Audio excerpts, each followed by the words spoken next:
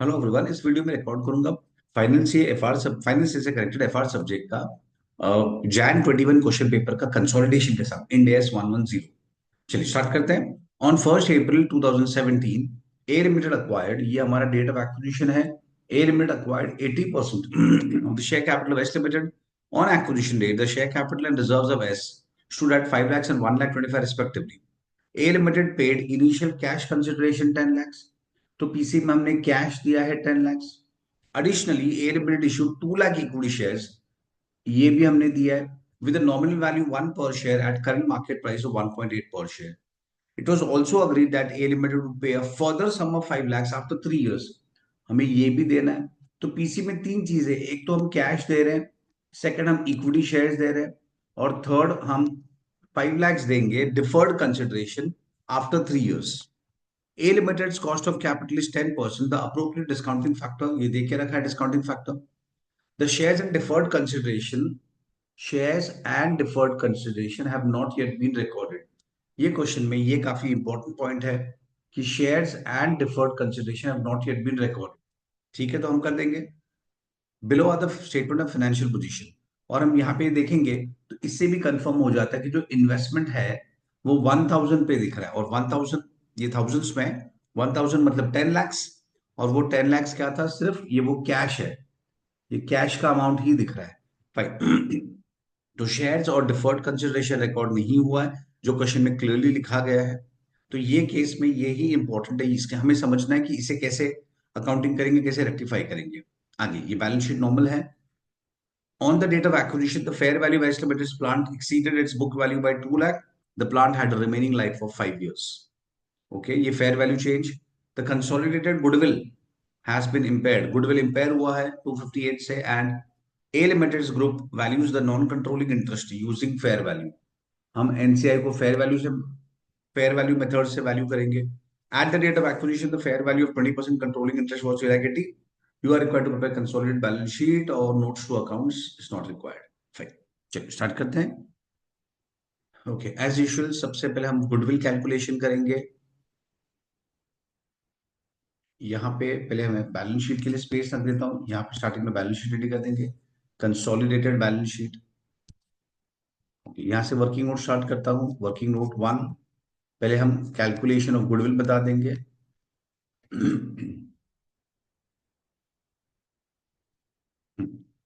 Calculation of goodwill, consideration जो हम PC पे करेंगे plus PC plus NCI minus identifiable net asset, ये हमारा गुडविल हो जाएगा। नेक्स्ट नोट है वर्किंग नोट 2, हम एनसीआई का एक छोटा सा वर्किंग बता देंगे। यहाँ पे नेक्स्ट नोट दे देता हूँ working note 3, identifiable net asset. Most important कि आइडेंटिफाइबल नेट एसेट कितना है हमारा। नेक्स्ट नोट, नोट नंबर 4, हम बता देंगे हमारा रिटेन्ड अर्निंग्स, होल्डिंग कंपनी का जो रिटेन्ड अर्निंग्स है वो कितना है। ठीक है, चलिए हम स्टार्ट करते हैं अभी क्वेश्चन। सबसे पहले एज यूजुअल मैं स्टार्ट करूंगा। सबसे पहले ये क्वेश्चन में before we start with consolidation we need to rectify the position, ये सबसे इंपॉर्टेंट है। यहाँ पे कुछ रेक्टिफिकेशन है, जैसे कि यहाँ पे लिखा गया था कि shares and deferred consideration have not yet been recorded. चलिए हम रिकॉर्ड कर देते हैं। तो क्या होगा, हमने शेयर्स दिया है और हमने इक्विटी शेयर्स भी दिया है, सॉरी, हमने इक्विटी शेयर्स दिया है और डिफर्ड कंसिडरेशन भी है। हमें कैश देना है 3 साल बाद, तो उस उन चीजों को हमें रिकॉर्ड करनी है। तो उसका एंट्री पास करते हैं। ठीक, एक वर्किंग नोट 5 बनाते हैं। वर्किंग नोट 5, ये मैं रेक्टिफिकेशन का रिकॉर्डिंग कर रहा हूं। रेक्टिफिकेशन ओके, चलिए हमने शेयर्स दिया, entry investment account debit to equity share capital to securities premium and to deferred consideration, to deferred consideration. हमें ये तीन चीजें रिकॉर्ड करनी है, तीन चीजें। शेयर्स कितना है देखो, हमें 2 लाख शेयर इश्यू करना है। यहाँ पे जो लिखा है 2 लाख शेयर्स, 1 रुपी का उसका फेस वैल्यू है, और पर हम इश्यू 1.8 पे कर रहे हैं एट मार्केट प्राइस। तो इक्विटी शेयर्स में आ जाएगा 2 लाख शेयर्स इंटू 1, तो ऑब्वियसली 2 लाख इन थाउजेंड्स में करेंगे तो 200। सिक्योरिटीज प्रीमियम 2 लाख शेयर्स पे 0.8, दैट इज 1,60,000, थाउजेंड्स में 160। और डिफर्ड कंसिडरेशन 5 लाख है। डिफर्ड कंसिडरेशन जो है वो ये 5 लाख है, पर 3 साल बाद पे करना है। एंड थर्ड ईयर का डिस्काउंटिंग फैक्टर क्वेश्चन में देके रखा है 0.75, तो वो हो जाएगा 5 lakhs इंटू 0.75, दैट इज 3,75,000। तो हम लिखेंगे 375 इन थाउजेंड्स। तो ये मिलके हो गया 200 प्लस 160 प्लस 375, 735। तो ये हमारा रेक्टिफिकेशन है बेसिकली। ये हमारा नॉर्मल रेक्टिफिकेशन। देखिए कंसोलिडेशन की चिंता मत करो अभी फिलहाल। ऐसा कुछ जब सिचुएशन होता है, जब जहां पे होल्डिंग कंपनी ने अकाउंटिंग करते वक्त ही गड़बड़ की है, तो पहले पहले रेक्टिफिकेशन करो, फिर कंसोलिडेशन में स्टार्ट करना। ये सबका अप्रोच सबसे इंपॉर्टेंट है। सम सिंपल है, अगर तुम अप्रोच समझ जाओ कि हमें कैसे अप्रोच करना है। ओके, चलिए। तो सबसे पहले मैंने रेक्टिफिकेशन तो कर दिया, ये इन्वेस्टमेंट का एंट्री पास कर दिया। अब होगा क्या, अब इसे मैं बैलेंस शीट में रिकॉर्ड करता हूँ। इन्वेस्टमेंट डेबिट 735, होल्डिंग कंपनी के बैलेंस शीट में ऑब्वियसली। Investment debit 735। तो ये जो 1000 दिख रहा है, इसे मैं ऐड कर दूंगा 735 से। तो ये जो मेरा इन्वेस्टमेंट है वो हो जाएगा 1735। फिर था इक्विटी शेयर कैपिटल क्रेडिट, कितना 200, और प्रीमियम है 160। राइट है, इक्विटी शेयर कैपिटल 200, तो शेयर कैपिटल हम बढ़ा देंगे 200 से। तो ये जो 2000 है वो 200 से बढ़ जाएगा, ये हो जाएगा 2200।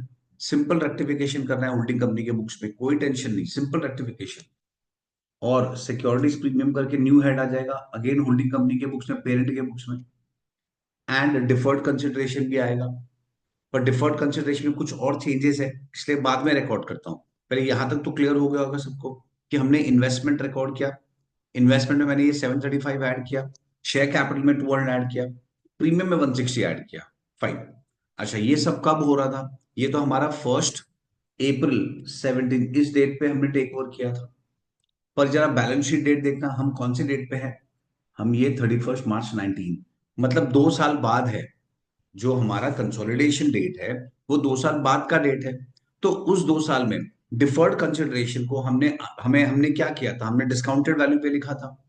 तो अब मुझे क्या करना पड़ेगा, मुझे उसको अनवाइंडिंग करना पड़ेगा। डिफर्ड कंसिडरेशन को मुझे अनवाइंड भी तो करना पड़ेगा। चलिए वो करते हैं। तो मैं डिफर्ड कंसिडरेशन का एक छोटा सा नोट साइड में देता हूं। डिफर्ड कंसिडरेशन है ऑन 1/4/17, ये 375 है। अब मुझे इसे अनवाइंड करना पड़ेगा। डिस्काउंट, फाइनेंस कॉस्ट, इंटरेस्ट हम जो बोलते हैं, फाइनेंस कॉस्ट यानी इंटरेस्ट हम ऐड करेंगे। सबसे पहले 2017-18 का करेंगे, और फिर 2018-19, क्योंकि 2 साल निकल चुका है। और डिस्काउंटिंग का रेट आई थिंक 10% है। यस, 10% डिस्काउंटिंग रेट है। चलो, हाँ। तो 375 का 10%, दैट इज 37.5। ये ऐड करेंगे 375 प्लस 10%, तो ये हो गया 412.5। और इसका सेकंड इफेक्ट कहाँ पे जाएगा, क्योंकि ये इंटरेस्ट है, क्योंकि ये हमारे लिए एक्सपेंस है। लाइबिलिटी हम इंक्रीज कर रहे हैं, तो ये जो इंटरेस्ट है ये हमारे लिए एक्सपेंस है, ऑब्वियसली पीएनएल में जाएगा। अब इसका 10% लेंगे, 41.25।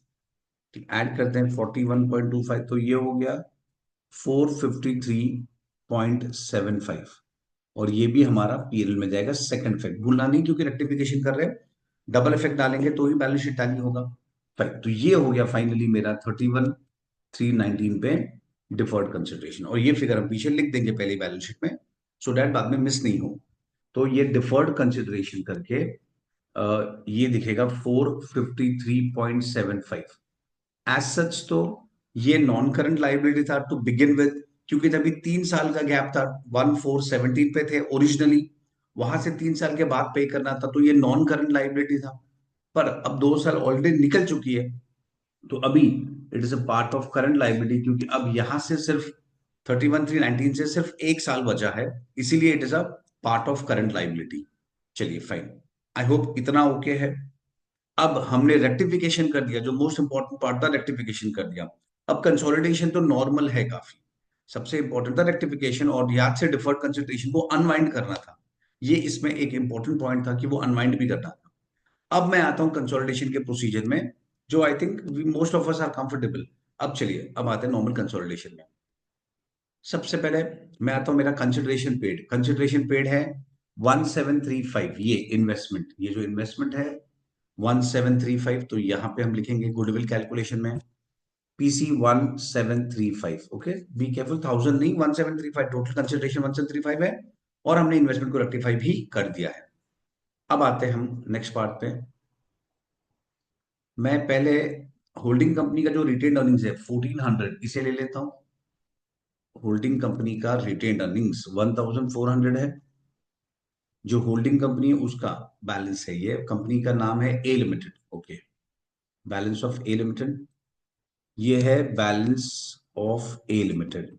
अब जैसे मैंने बताया, before we start with consolidation, पहले रेक्टिफिकेशन की एंट्री कर देते हैं। तो हमने जो फाइनेंस कॉस्ट रिकॉर्ड किया था वो ले लेंगे। कितना था फाइनेंस कॉस्ट? फाइनेंस कॉस्ट है 37.5 ये वाला, एंड 41.25 ये वाला फिगर। तो 37.5 प्लस 41.25, 78.75। ओके, या फिर हम ओपनिंग क्लोजिंग का डिफरेंस भी ले सकते थे। ओपनिंग 375 है, क्लोजिंग 453.75 है। Okay, next one. चलिए, तो ये मैंने, ये जो भी वर्किंग है इसका टोटल है 78.75। 37.5 plus 41.25। Okay fine, that's it. तो ये हो गया हमारा रेक्टिफिकेशन पार्ट। अब मैं आता हूं कंसोलिडेशन पे। सबसे पहले अब मैं आइडेंटिफाइबल नेट एसेट फाइंड करने को ट्राई करूंगा। उसके लिए हमें लाइबिलिटी अप्रोच करना पड़ेगा, क्योंकि हमारे पास 1 अप्रैल 17 का बैलेंस शीट नहीं है। देखिए, बच्चे कंफ्यूज होते हैं इसमें कि हमें एसेट अप्रोच करना है कि लाइबिलिटी अप्रोच करना है। तो एक छोटा सा मैं ये एक्सप्लेन कर लेता हूं पहले कि ये क्या होता है। क्योंकि बिजनेस कॉम्बिनेशन और कंसोलिडेशन, देखिए दोनों सेम होता है, दोनों का तरीका सेम ही है, पर बच्चे दोनों टॉपिक में कंफ्यूज हो जाते हैं कि कहाँ पे क्या हो रहा है। दोनों में अप्रोच सेम ही है। पर देखिए, जब जब हम कंसोलिडेट कर रहे हैं और उसी दिन पे हमने टेक ओवर किया, जो हमारा डेट ऑफ एक्विजिशन है, फॉर एग्जाम्पल हमें बैलेंस शीट क्वेश्चन में दिया गया 31/3/19 का, ये हमारा डेट ऑफ कंसोलिडेशन है। और अगर डेट ऑफ एक्विजिशन भी यही है, डेट ऑफ एक्विजिशन भी यही है, तो हम नेट एसेट किस तरीके से कैलकुलेट करेंगे? हम करेंगे जो भी एसेट है माइनस लाइबिलिटीज। इसको हम बोलते हैं एसेट अप्रोच।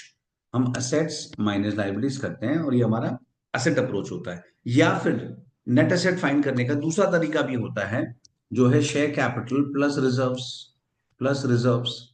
तो हम ये दोनों भी ऐड कर सकते हैं, तो भी तो मुझे एसेट माइनस लाइबिलिटीज ही मिलने वाला है, शेयर कैपिटल प्लस रिजर्व्स। और जो भी रीवैल्यूएशन है उसका इंपैक्ट भी हम देंगे। तो in short, date of acquisition और डेट ऑफ कंसोलिडेशन अगर सेम है, तो हम identifiable net asset asset approach से भी कर सकते हैं और लाइबिलिटी अप्रोच से भी कर सकते हैं।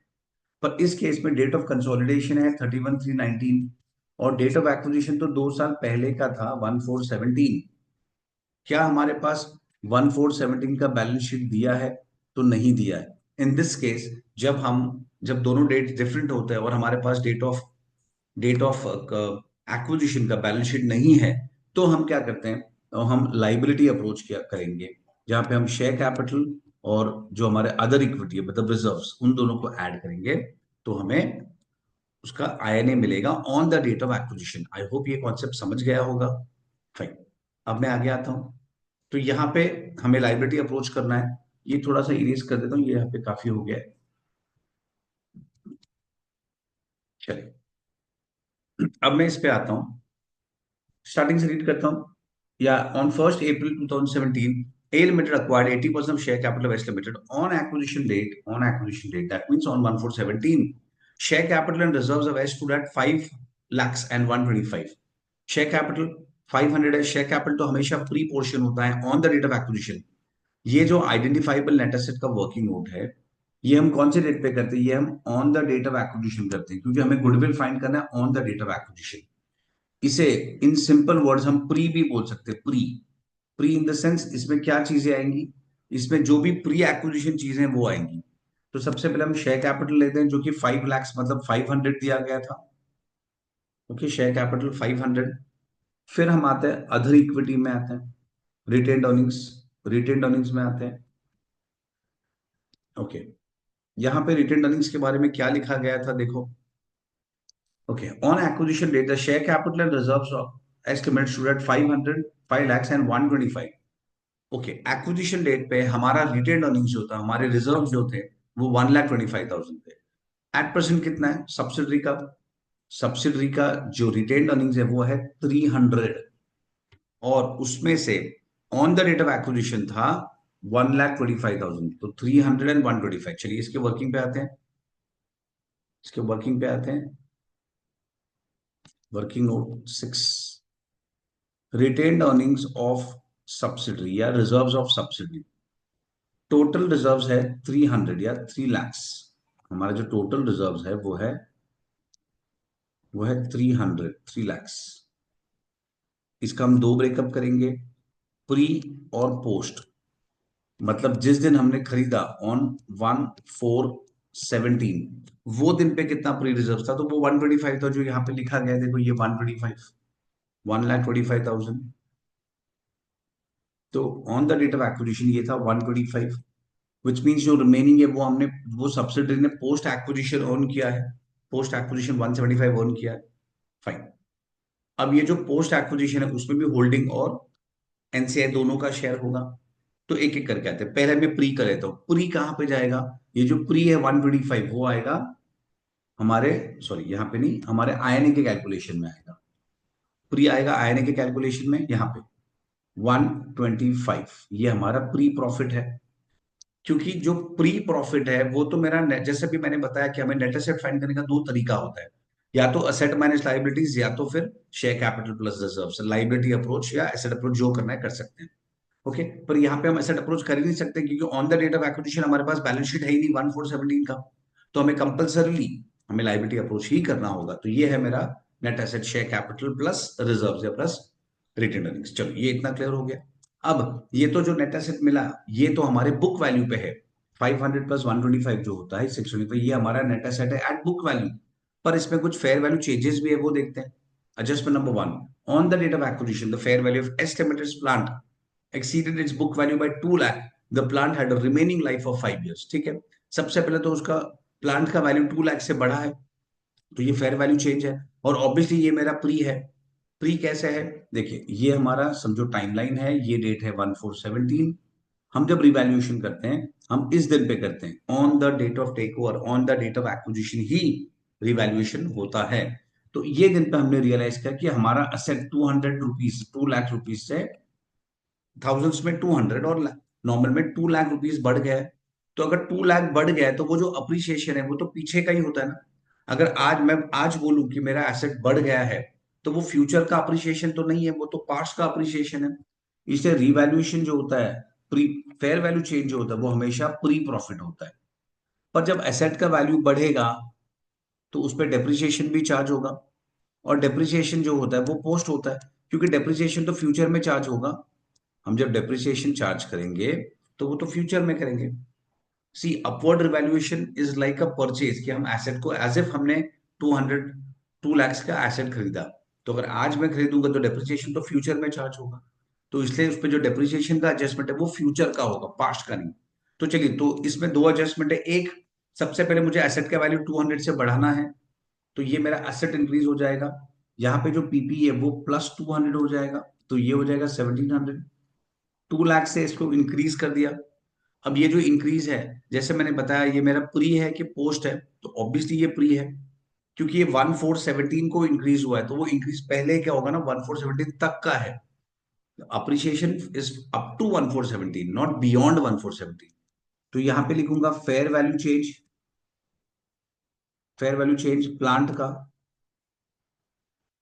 जो कि है 200। एक एंट्री हमने यहां पे कर दिया और एक एंट्री मैंने बैलेंस शीट में ऐड कर दी। फाइन। अब इस पर डेप्रिसिएशन चार्ज होगा, जैसे मैंने डिस्कस किया था कि 1/4/17 को अगर वैल्यू बढ़ रहा है तो उसका डेप्रिसिएशन फ्यूचर में इंपैक्ट करेगा, तो वो पोस्ट में से लेस होगा। तो इस पोस्ट प्रॉफिट में आते हैं और यहां पे लिखेंगे लेस एडिशनल डेप्रिसिएशन। कितना होगा? 2 lakhs मतलब 200,000। इसका लाइफ 5 years लिखा गया और उसमें से 2 साल ऑलरेडी निकल चुका है। आफ्टर 1/4/17 2 साल निकल चुका है। अगर हम यहां से देखेंगे तो आज हम है 31/3/19 में। लाइफ टोटल 5 years है, पर ये जो ड्यूरेशन है 2 साल, ये ऑलरेडी निकल चुका है, तो हमें 2 साल का डेप्रिसिएशन चार्ज करना है। ध्यान रखना, 1 साल नहीं, बच्चे मिस्टेक करते हैं, 1 साल का चार्ज करते हैं। 2 साल, क्योंकि 2 साल निकल चुका है ना। तो 200/5 40 × 280, तो 80 रुपीज का ये भी डेप्रिसिएशन चार्ज होगा, तो ये बचा 95। ओके, अब 80 का जो सेकंड इफेक्ट है डेप्रिसिएशन में, ये अनरिकॉर्डेड है, हम रिकॉर्ड कर रहे हैं तो डबल इफेक्ट जाएगा। इसमें भी बच्चे कंफ्यूज हो जाते हैं कि कभी सिंगल इफेक्ट डाल रहे हैं, कभी डबल इफेक्ट। इसका डबल इफेक्ट आएगा, क्यों? क्योंकि ये अनरिकॉर्डेड है, हम रिकॉर्ड कर रहे हैं। एक हमने यहां से लेस किया डेप्रिसिएशन प्रॉफिट में, और एक ऑब्वियसली असेट से माइनस होगा, तो यहां से भी हम 80 रुपीज का डेप्रिसिएशन माइनस करेंगे प्रॉपर्टी प्लांट एंड इक्विपमेंट से। चलिए, एडजस्टमेंट 1 हो गया मेरा। अब हम इस पे आ जाते हैं, सेकंड एडजस्टमेंट पे आते हैं, देखते हैं क्या है। The goodwill, consolidated goodwill has impaired by 2,58,000, तो ये तो गुडविल फाइंड होगा उसके बाद ही करेंगे। As of now ignore. A limited values the NCI using fair value. NCI measure करने का दो तरीका होता है, प्रीवियस वीडियो में भी डिस्कस किया है। एनसीआई का दो तरीका होता है, या तो fair value of identifiable net asset, या तो फेयर वैल्यू ऑफ शेयर्स। इसमें बी केयरफुल, एग्जाम में क्वेश्चंस में कभी कभी ऐसा लिखा होता है कि NCI is to be measured at fair value of identifiable net asset, तो बच्चे फेयर वैल्यू देखते हैं और फेयर वैल्यू पे जंप कर देते हैं, तो नहीं, ऐसा नहीं है। Fair value of identifiable net asset मतलब आईएनए वाला मेथड है। ओके, या तो बोले अगर लिखा होगा फेयर वैल्यू ऑफ शेयर्स तो फेयर वैल्यू है, या सिंपल फेयर वैल्यू लिखा होगा, यहाँ पे सिंपल फेयर वैल्यू मेथड लिखा है। तो ध्यान देना कि फेयर वैल्यू लिखा गया है कि fair value of identifiable net asset, ये दो चीज पे ध्यान देना। फाइन, तो ये तो फेयर वैल्यू है, और फेयर वैल्यू भी दे दिया 20% का 3,80,000। चलिए, तो एनसीआई हम 3,80,000 पे मेजर करेंगे। तो एनसीआई जो है मेरा वो है 3,80,000, तो हम यहाँ पे 3,80,000 एनसीआई पे लिखेंगे, और fair value on date of acquisition वो है हमारा 380। एनसीआई को इतना अमाउंट मुझे देना है, this much amount belongs to NCI 380। चलो, ये पार्ट हो गया। अब पोस्ट का देखते हैं कि आगे क्या हुआ। तो यहाँ पे हमने जो रिटेन अर्निंग्स का ब्रेकअप किया था, ये, हाँ, ये बाइफरकेशन था। ये प्री है, ये पोस्ट है, उसमें से भी हमने डेप्रिसिएशन लेस किया, अब 95 आया। इसका दो ब्रेकअप होगा, कितना होल्डिंग का है ए लिमिटेड का, और कितना एनसीआई। तो ऑब्वियसली 80% है होल्डिंग कंपनी का, यस 80%। तो 95 का 80% आई थिंक 74 होगा, 76, 95 का 80% 76 का, और 20% ऑब्वियसली 19। तो एनसीआई का जो पोस्ट शेयर है वो हम एनसीआई में ऐड करेंगे, एनसीआई का पोस्ट शेयर हम एनसीआई में ऐड करेंगे 19। ये है रिटेन अर्निंग्स। और होल्डिंग कंपनी का जो था वो हम होल्डिंग कंपनी में ऐड करेंगे, पोस्ट है ना, post goes in retained earnings, उसके पीएल में जाएगा। ये गुडविल एनसीआई यहाँ पे हम ऐड कर देंगे 76, ऐड पोस्ट रिटेन अर्निंग्स, ये पोस्ट रिटेन अर्निंग्स जो हम यहाँ पे ऐड कर देंगे। फाइन, तो चलिए ये एडजस्टमेंट भी हो गया हमारा। आगे जाते हैं, अब क्या है, ऑल एडजस्टमेंट्स आर डन, हमने सेकंड भी कर दिया, अब खाली इंपेयरमेंट बचा है, उसके लिए पहले हमें गुडविल फाइंड करना पड़ेगा। चलिए, तो पहले मैं आईएनए क्लोज करता हूं so that we can find goodwill.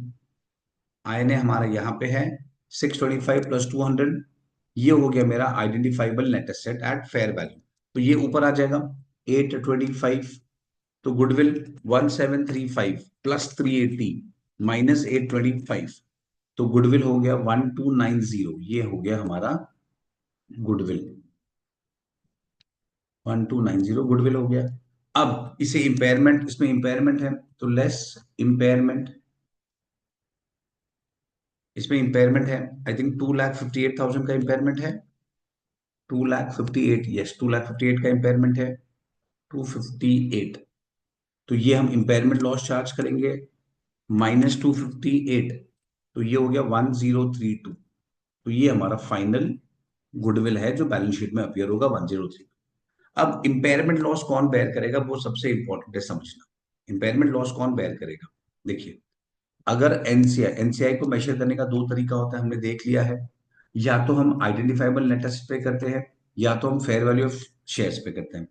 अगर हम आइडेंटिफाइबल नेट एसेट पे करते हैं तो इसे पार्शियल गुडविल बोलते हैं, partial goodwill, that means goodwill belongs to holding company. और अगर फेयर वैल्यू पे करते हैं तो उसको हम टोटल या फुल गुडविल बोलते हैं।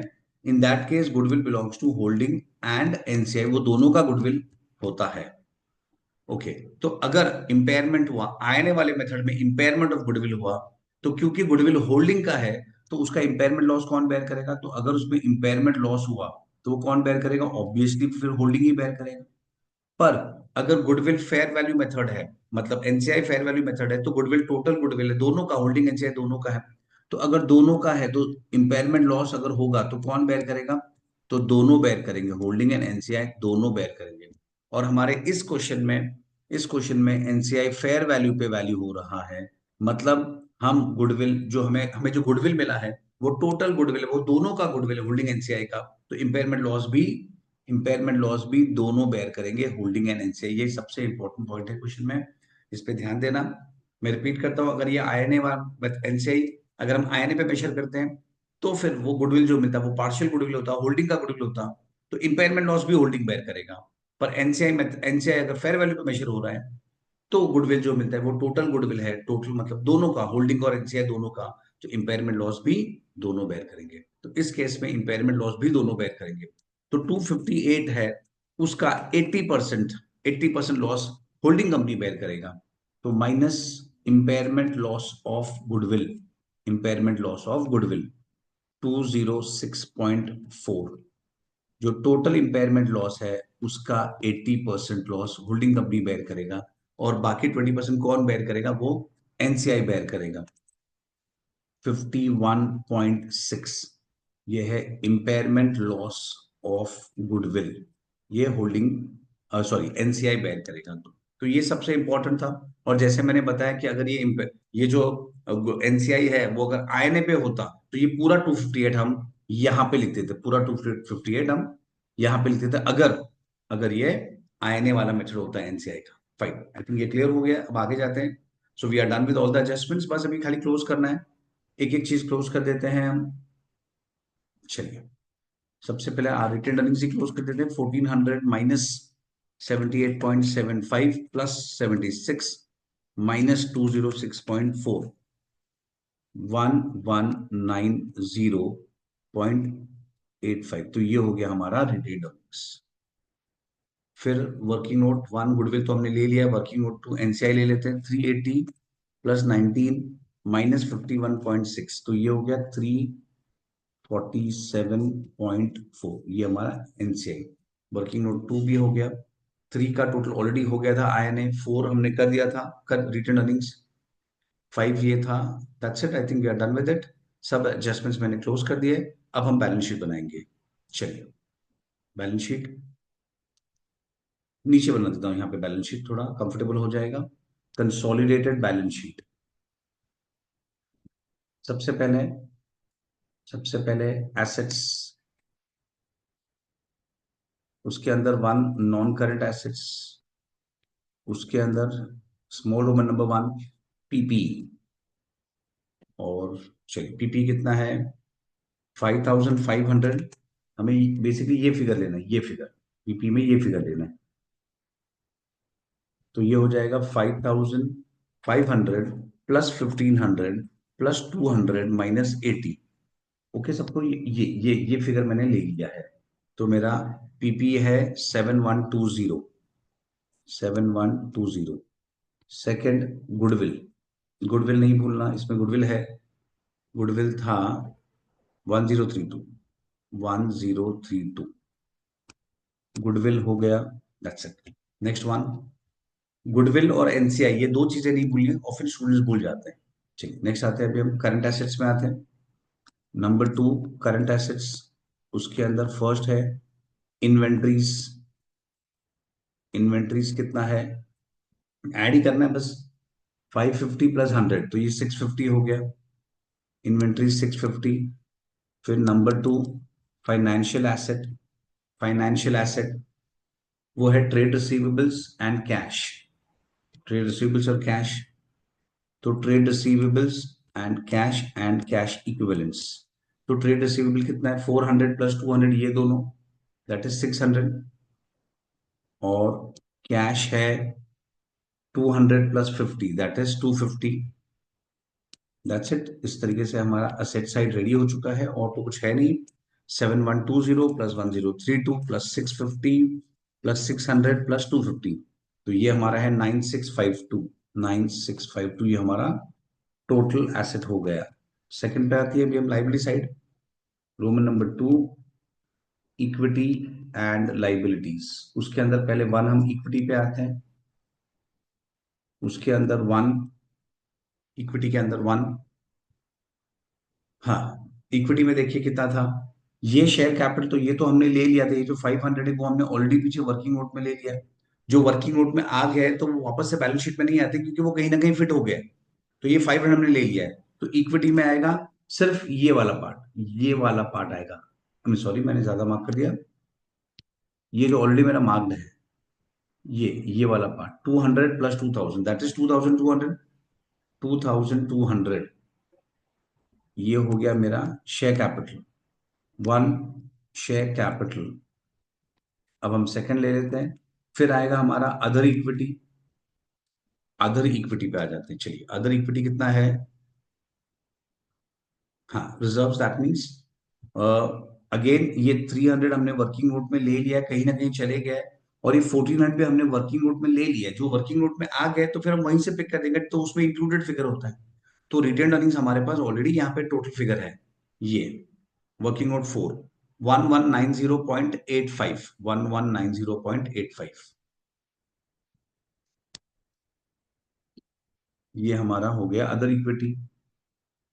फिर एनसीआई भी, वो भी पार्ट ऑफ इक्विटी होता है, एनसीआई जो है वो पार्ट ऑफ इक्विटी होता है, वो भी ले लेंगे।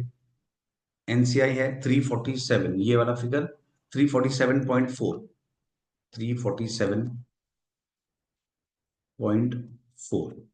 चलिए, इसके आगे ये थोड़ा इरेज कर देता हूं।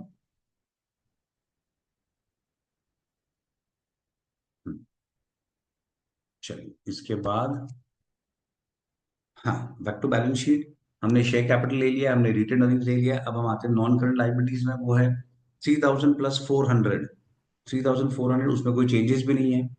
3400 वो है हमारा नॉन करंट लाइबिलिटीज। और फाइनली, फाइनली हमारा है करंट लाइबिलिटीज पे आते हैं।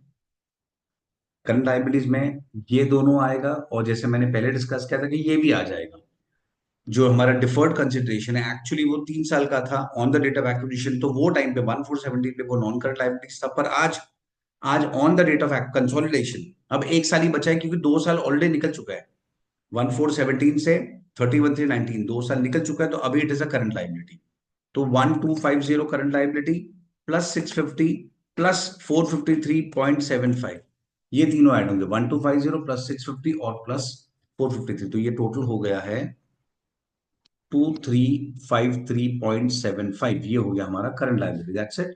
और अब हम टोटल कर देंगे, तो 2200 प्लस 1190.85 प्लस 347.4 प्लस 3400 प्लस 2353.75, तो ये टोटल हो गया हमारा 9492। डिफरेंस आ रहा है, एक बार चेक कर लेता हूँ क्या है डिफरेंस।